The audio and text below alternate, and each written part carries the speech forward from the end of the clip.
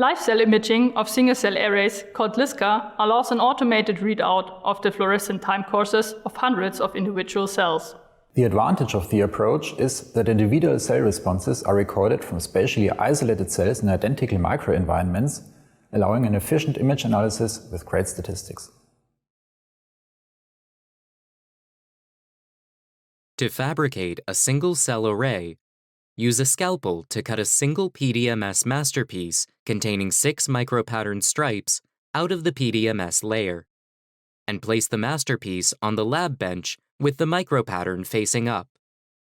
Use a razor blade to cut each of the 6 micropatterned stripes into a PDMS stamp, cutting off some of the patterned areas to ensure that the edges of the stamp are open.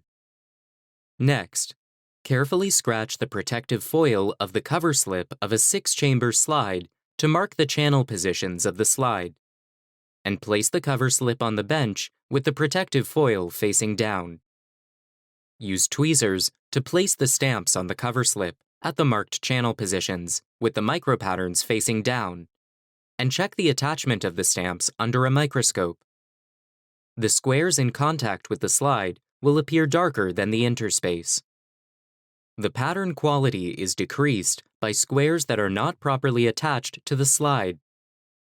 If the stamps have securely attached, treat the cover slip and the stamps with oxygen plasma at 0.2 millibars of pressure and approximately 40 watts for 3 minutes to make the surfaces between the PDMS stamps and the cover slip hydrophilic.